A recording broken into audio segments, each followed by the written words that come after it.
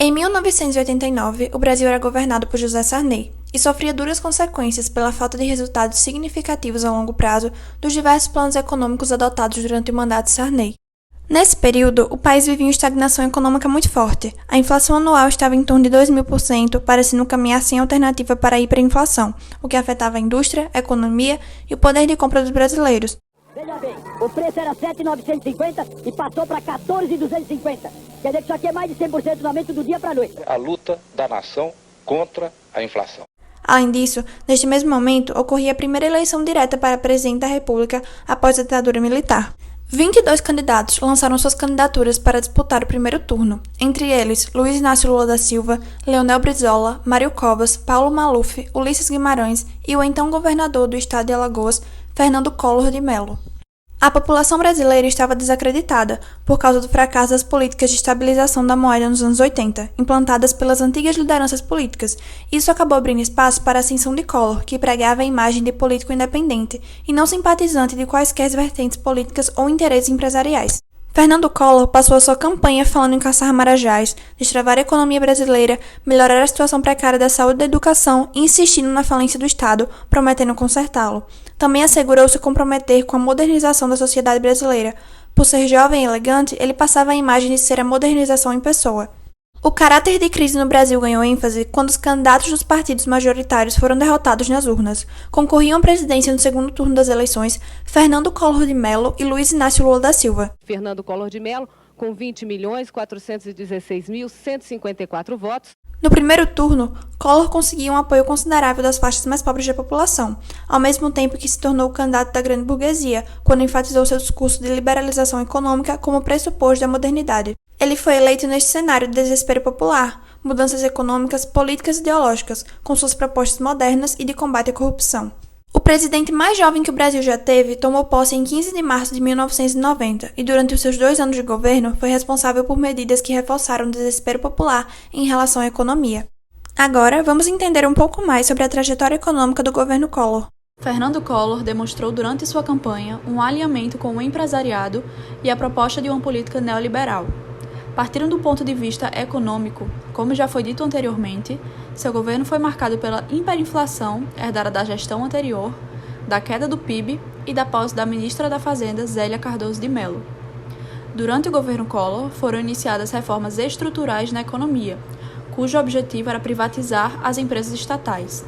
Para isso, foi criado o Plano Nacional de Desestatização, na qual o governo pressupunha que, com isso, iria recuperar o atraso industrial e determinar uma estabilização nos preços.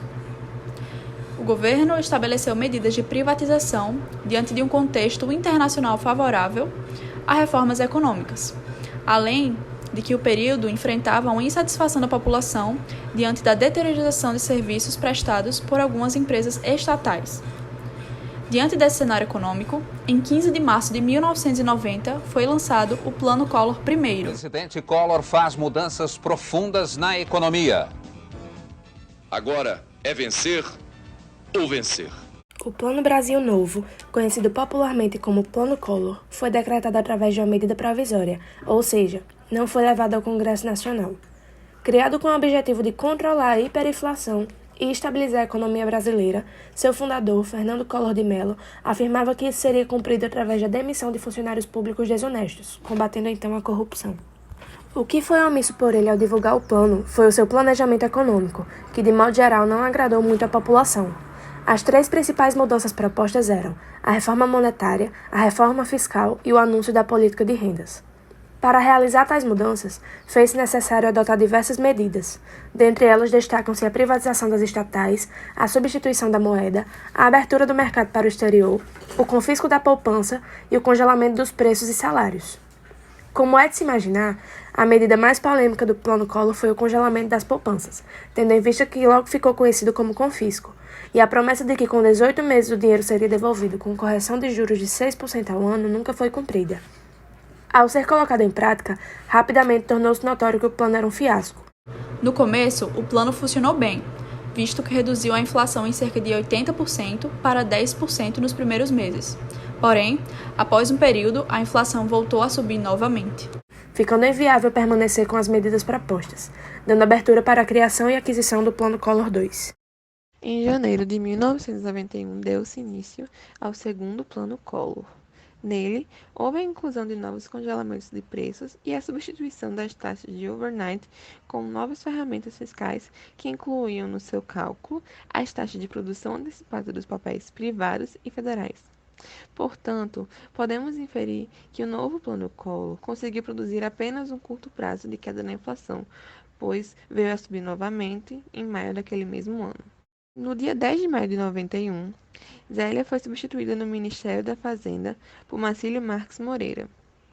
Logo, o Plano Marcílio foi considerado mais gradual do que seus antecessores, pois estava se utilizando de uma combinação de altas taxas de juros e uma política fiscal restritiva.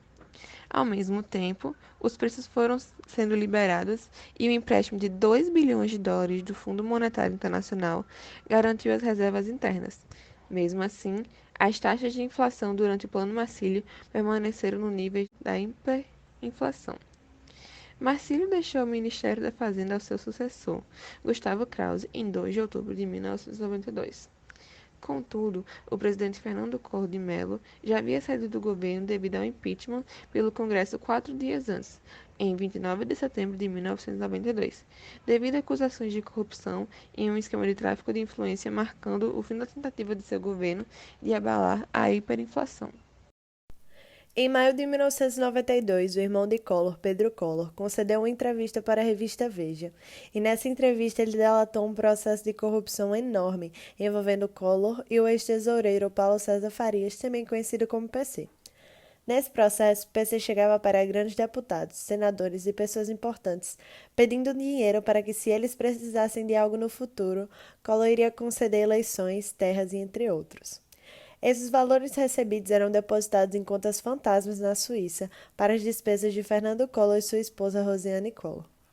Após essa delação do irmão do então presidente, o Congresso Nacional instalou uma comissão parlamentar mista de inquérito para apurar os negócios de PC Farias no governo Collor.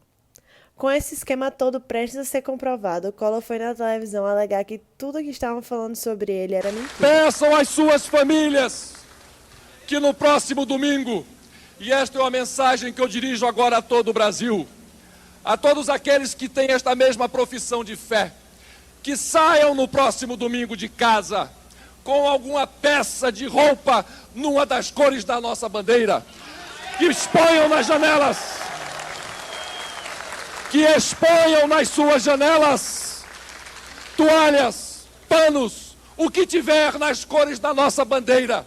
Quero pedir isto a vocês e irei cobrar de vocês esse pedido que lhes faço, porque assim, no próximo domingo, nós estaremos mostrando aonde está a verdadeira maioria. Tudo ocorreu ao contrário do que Collor pediu. No dia seguinte, todos saíram da Casa de Preto, de luto pelo Brasil, mas com as caras pintadas de verde e amarelo, popularizando assim o movimento dos caras pintadas, a população que fazia muitas manifestações para o impeachment de Collor. Cerca de 40 mil estudantes cariocas, convocados pela União Nacional dos Estudantes, pediram o impeachment de Collor. Depois de 85 dias de trabalho da CPMI, o senador Amir Lando concluiu seu relatório que incriminava o presidente Collor. Em meio a uma onda de manifestações por todo o país, os presidentes da ABI, Associação Brasileira de Imprensa, Barbosa Lima Sobrinho, e da OAB, Marcelo Lavener, apresentaram à Câmara dos Deputados o pedido de impeachment do presidente.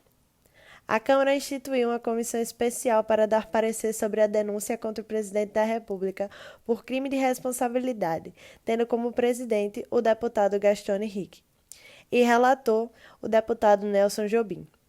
A Câmara dos Deputados votou a favor da abertura do processo de impeachment de Collor por 441 votos a favor, 38 contra, 1 abstenção e 23 ausentes. Com isso, o processo de impeachment foi instaurado no Senado Federal. 336 votos. Passou o impeachment pela Câmara dos Deputados neste momento.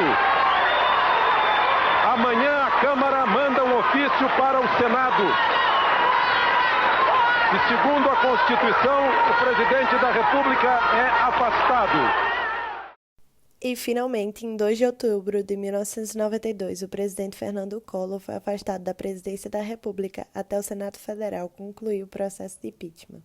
o vice-presidente Itamar Franco assumiu provisoriamente o governo e começou o processo de escolha da sua equipe ministerial.